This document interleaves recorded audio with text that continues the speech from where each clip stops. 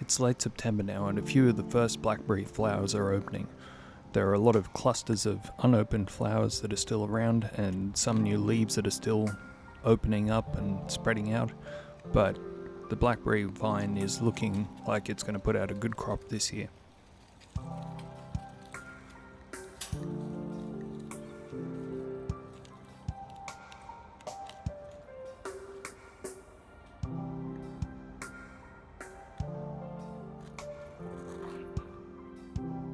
A few days later and more of the flowers start to open, and the bees start to discover the flowers as well.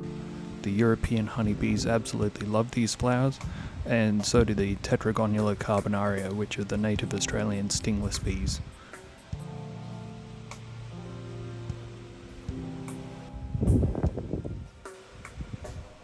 It's so peaceful watching the bees buzz around and go from flower to flower, collecting nectar and pollen.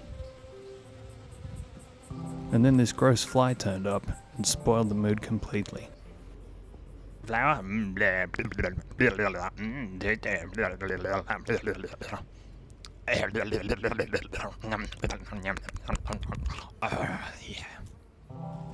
Yeah, that fly was pretty gross, but it was cool seeing all the bees being cool and fertilizing and pollinating the flowers. And as gross as flies are, they actually help to pollinate the flowers as well. And they all did a pretty good job of it because a lot of fruit is set and it looks like it's going to be an excellent crop. You can see here one of the native Australian stingless bees pollinating one of the remaining flowers that hasn't yet turned to fruit.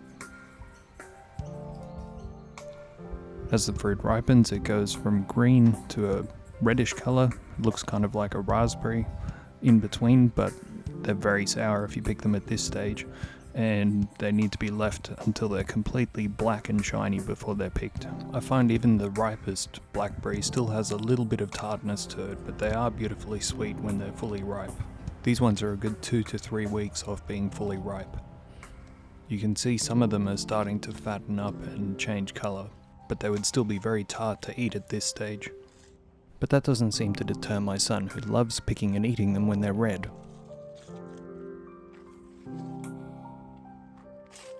And right at the end of November, the first blackberries are ready to pick. We start seeing a few of them that are completely black, except for this one, which, well, I couldn't see the base of it and it looked completely dark, but you do get a few of those.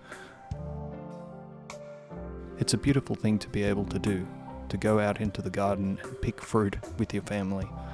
The kids really love helping and have got quite good at picking blackberries now. And sure, a few of the blackberries that they do pick don't always make it to the bowl, but that's okay, there's plenty there. With the blackberries that we do pick, they can either get eaten, we might have them with breakfast, and any that don't end up looking like they're going to get eaten, we throw into a container in the freezer, and we build up a container of frozen blackberries that we can then do something with, like make a jam or make some sort of a dessert. We made jam from the blackberries last season, so this year we're going to try and make a blackberry ice cream and see how that turns out.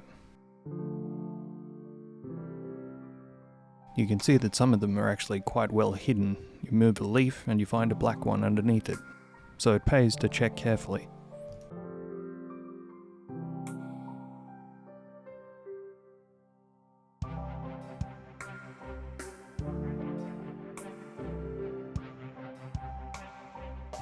The technique for picking blackberries is to try to get your fingers down as low underneath the blackberry as possible and wiggle the blackberry off the stem. That way you avoid squashing the top of it. If you try to just grab it from the sides and squeeze and lift, you'll squash them. So getting in as deep as you can behind it and then prizing it free seems to work well.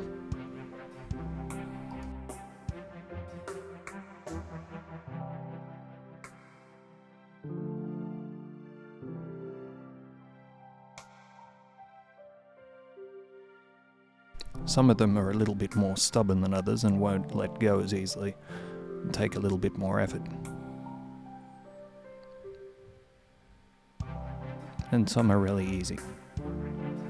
The The ones that are by themselves are a lot easier to pick off than ones that are in amongst a cluster of non-ripe ones, because you can't quite get your fingers in underneath it, which makes it a bit more of a challenge.